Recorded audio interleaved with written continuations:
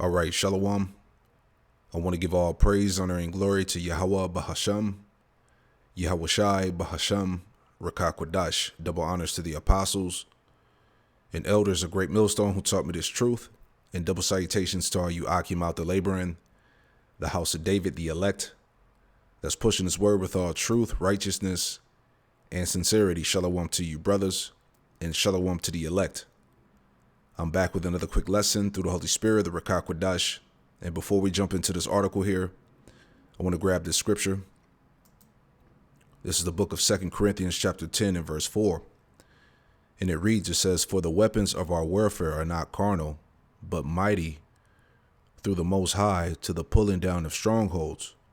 Verse 5, "Casting down imaginations and every high thing that exalted itself against the knowledge of Yahweh Hashem Yahushai, and bringing into captivity every thought to the obedience of Hamashiach Yahushai." Okay, so in this lesson, all right, I want to expound on the point that it's time to put this conspiracy theory madness to rest. Okay, because the main focal point and also the problem is that the biblical Edomites are being made naked. Okay, this article here is from the Britannica.com, and the title it reads, it says, "Where do you-know-what conspiracy theories about the Rothschild family come from?" Right? Where do you-know-what conspiracy theories about the Rothschild family come from? Let's read. And this is also so-called fact check, right? So it says, reading on here. It says the Rothschild family is arguably the most famous European banking dynasty in modern history. In the late 18th century, Meyer Amschel Rothschild, the family patriarch, founded his first banking house in the German town of Frankfurt.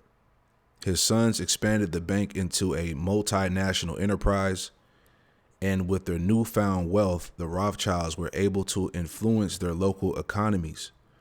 One Rothschild loan paid off French war indemnities in the 1870s, while another allowed the British government to become the powerful Suez Canal Company's primary shareholder. And it's spiritual that, you see all the drama surrounding the Suez Canal right now. All right, as we enter into this World War III. So I thought that's pretty spiritual. So it says, reading again, it says, one Rothschild loan paid off French war indemnities in the 1870s, while another allowed the British government to become the powerful Suez Canal Company's primary shareholder. However, the Rothschilds family's rapid accumulation of wealth and power was met with one odious reaction: rampant anti-you-know-what. The point highlighted in blue here, it says, as a Jayish family, the Rothschilds have been targeted by conspiracy theorists as a prime example of Jays allegedly using their money to control global financial institutions. All right, which this is all true. All right, it says these claims have been roundly condemned and proven false. You see this? But they continue to persist because these conversations are continuously being held throughout the earth, man. People are talking about this. They know exactly who's running the world and who controls the world's resources, It says, what are the origins of the anti-you-know-what directed at the Rothschild family? And how have these conspiracy theories resurfaced in the 21st century? So let's make a point, all right? Going back to this information that the elder Apostle Gabar had brought out, okay, going into this book here, which is entitled The Master Plan of the Illuminated Rothschilds, right? Now I got another website because they want you to, excuse me, they want you to subscribe to this website. So I got it pulled up here. Just getting some parts out of this this interview, this story here. So it says The Master Plan of the Illuminated Rothschilds. Ron Patton interviews Marion Knox, right? So we just get some points. So it says here, jumping down, it says Marion has uncovered startling information concerning the inner workings of the Illuminati, the Rothschilds, and a possible end time scenario.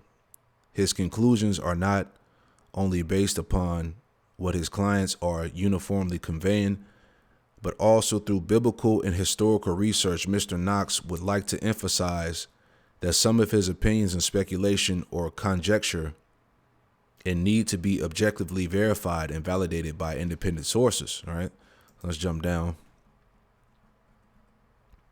Okay, so jump down here. It says, as history records, the official birth of the Illuminati was in 1776 and started by a trained Jesuit named Adam Weishaupt, if I'm pronouncing it correctly. It says, and financed by the House of Rothschild. See, it says the idea was to get together 13 powerful families or bloodlines, with Rothschilds being the most influential to rule the world. You see that? So it's known that these international banking families run the world.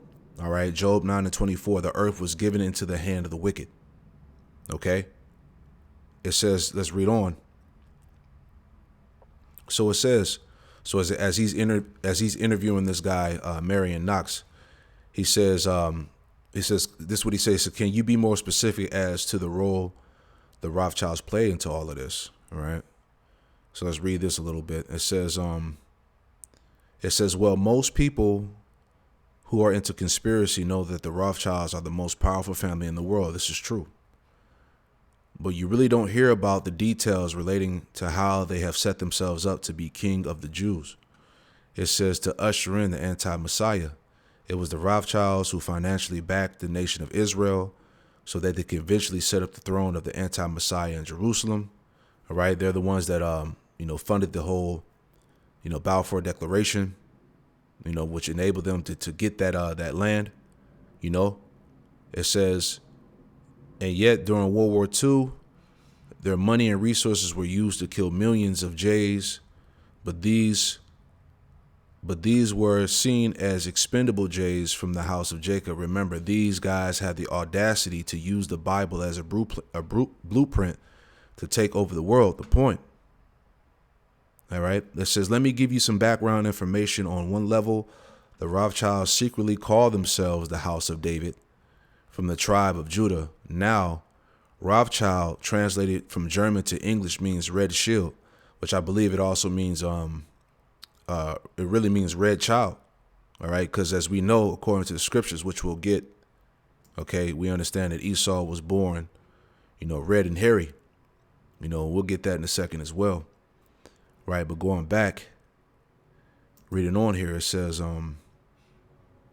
the Rothschilds secretly called themselves the House of David from the tribe of Judah. Now, Rothschild, translated from the German to English, means red shield.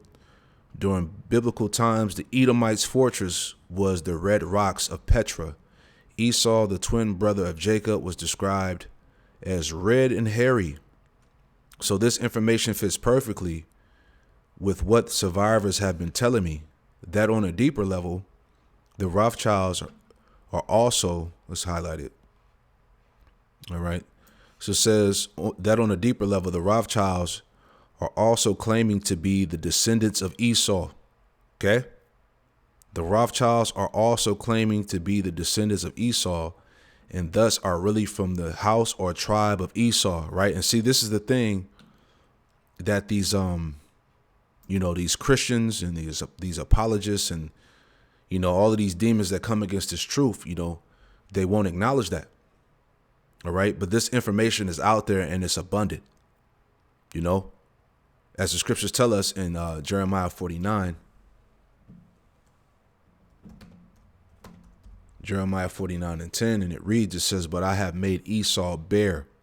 I have uncovered his secret places, right? And part of his secrets is what? Hiding his true identity. As we're reading here, they acknowledge who they come from. They know who they come from. All right. They descend from Esau, Edom. I have uncovered his secret places, and he shall not be able to hide himself. Right. His seed is spoiled, and his brethren and his neighbors, and he is not. You see that? So the point is that, Once again, he's no longer he's no longer able to hide himself. All right. This is why I'm saying it's time to put this whole conspiracy madness to rest, man. It's not a conspiracy. It's all facts. All right. The world knows who you are, as we're reading here. All right. The Rothschilds are also claiming to be descendants of Esau and thus are really from the house or tribe of Esau. What they are trying to do is to get the birthright back from the house of Jacob, who are the real Jews, right? Which are you Israelites, all right? You so-called Negroes, Latino, Native American, Hispanics, all right? This is what they know.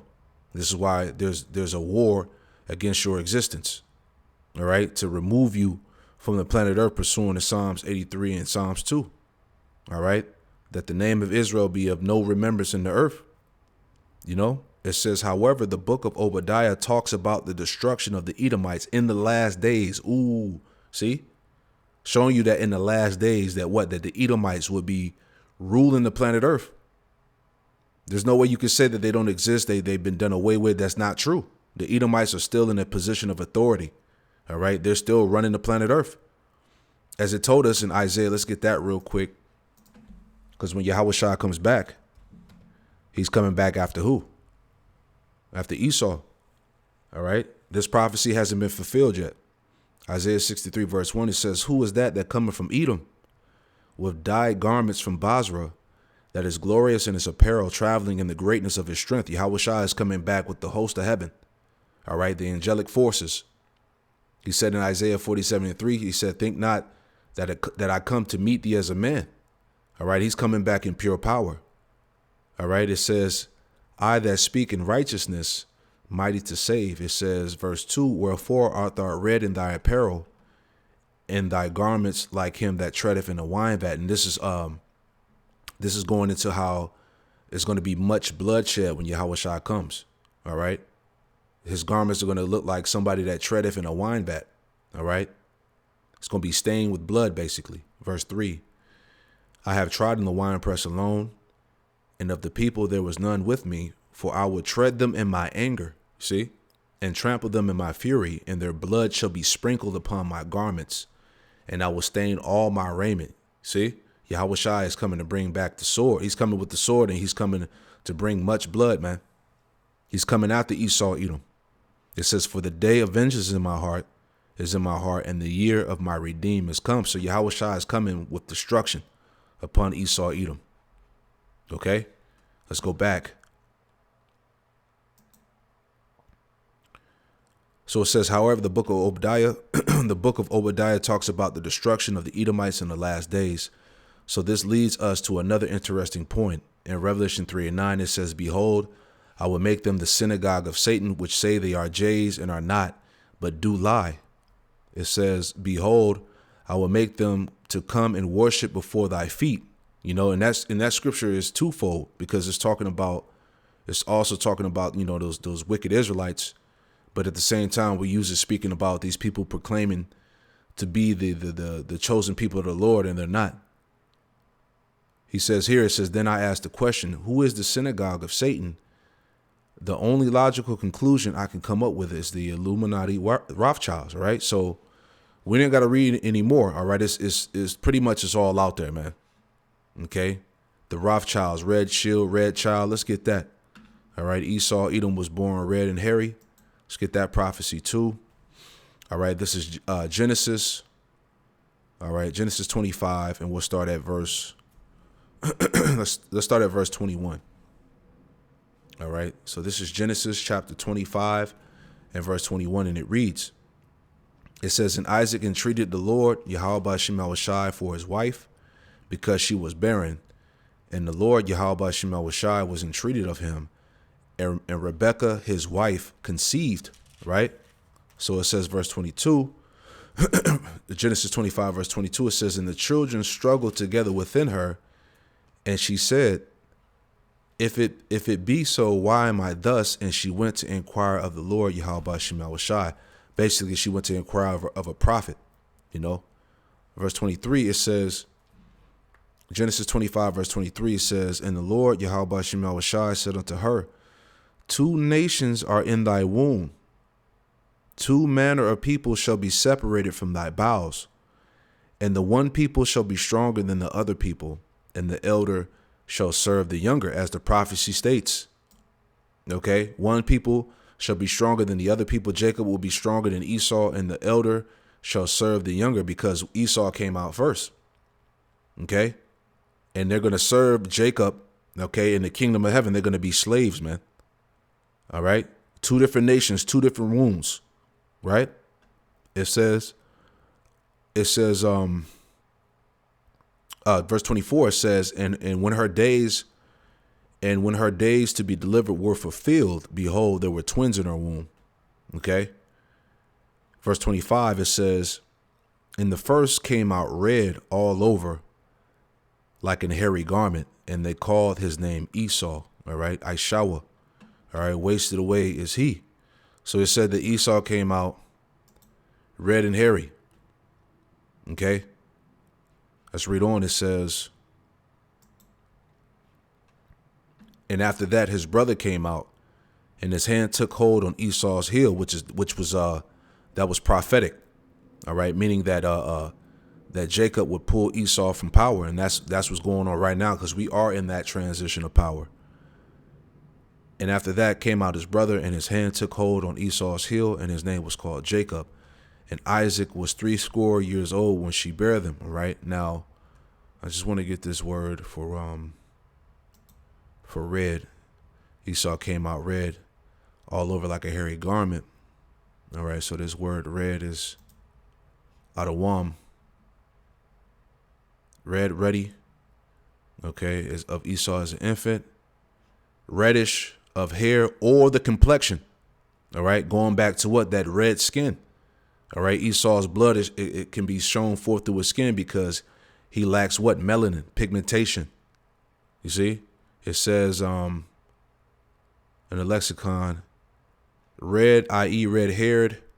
And look, it says Rotha rigged. Used of Esau. So I was looking that up, just curious. It says Roth, if I'm pronouncing it correctly, Roth a rig. Just pulling that up real quick. Okay. So Roth a rig, and as you see, a red-haired red Edomite woman. Okay. So Esau was born red complexion. He was red and hairy. Right. It says, and this is a German word. All right. Because we know that these 48ers, small hats, you know, they go back to Germany and Poland, you know, which means, so it's a German word, which means red-haired, red-headed. There you go. So anyway, let's go back, you know, showing you that, you know, this is why they lack that pigmentation. You know, they lack melanin. All right. Esau is the red man. All right. Look at this shit. Okay. So you Edomites need to stop denying your heritage. You are who you are. All right. You can't run from it, man. You are the biblical Edomites, man. Finish, man. Right. Let's go back. So it says, verse 27, and the boys grew, and Esau was a cunning hunter, a man of the field. That's why you always see these Edomites out there in the field, you know, messing with animals and shit, you know, hunting animals, right? Because that's his spirit. That's his element, man. You know, Esau was a cunning hunter, a man of the field, and Jacob was a plain man dwelling in tents, right? Jacob loved to chill in the crib, in the house, right? Let me get this too. All right, going back to the blessing, because what we read here, all right, going back to the Illuminated, the plan of the illuminated Rothschilds, it says, let's go back to the other one. What did it say? It said that on a deeper level, the Rothschilds are also claiming to be descendants of Esau, and thus are really from the house or tribe of Esau.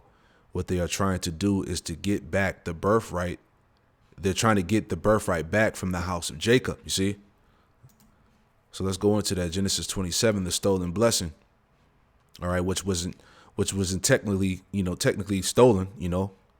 Jacob supplanted Esau out of it, but hey, it was all set up by Yahweh Shema Shah to go down this way.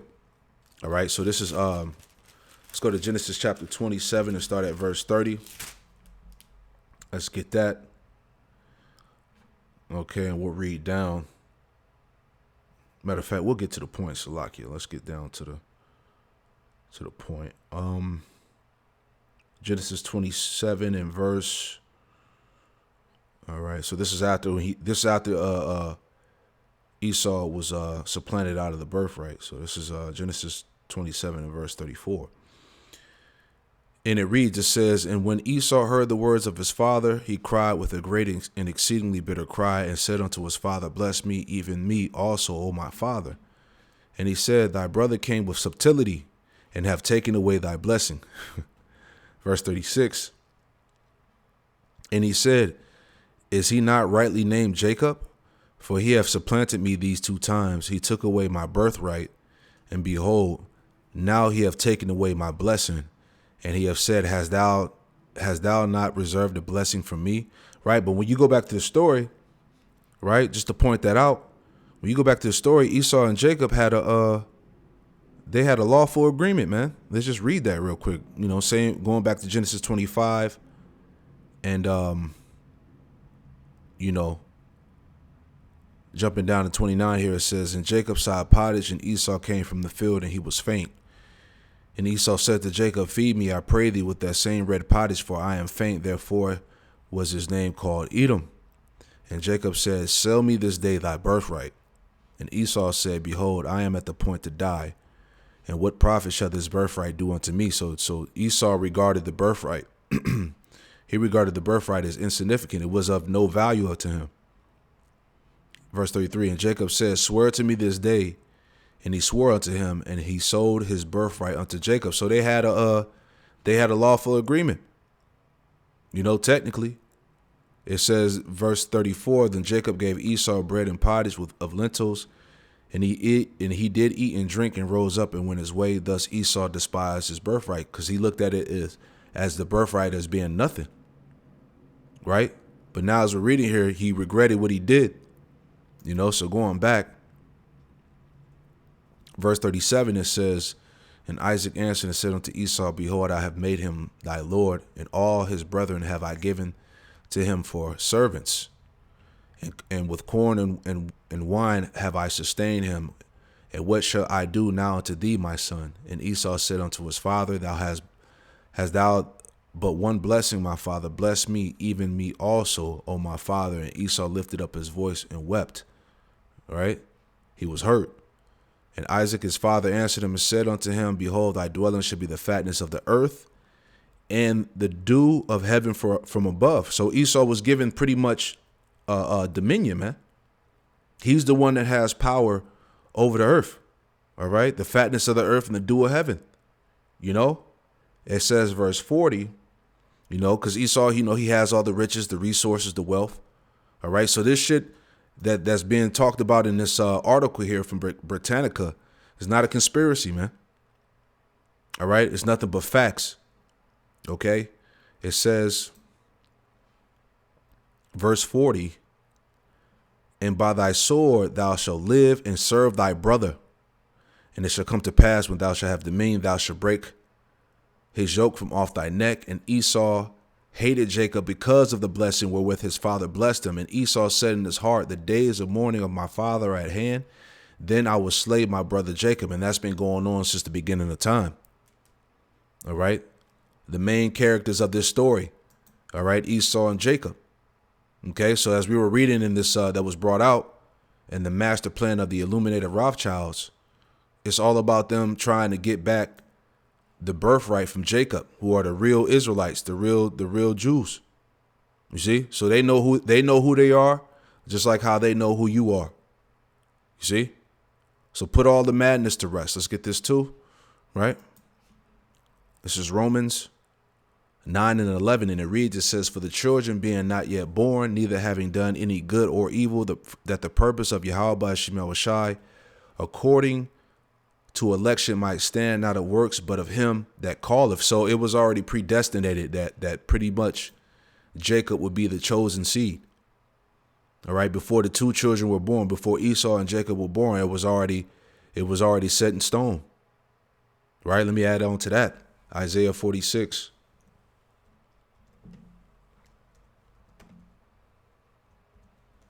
Isaiah chapter 46, verse 10, and it reads, it says, declaring the end from the beginning, and from ancient times the things that are not yet done, saying, my counsel shall stand, and I will do all my pleasure. So it was already predestinated for Jacob to be the chosen line, the chosen seed, to get the birthright.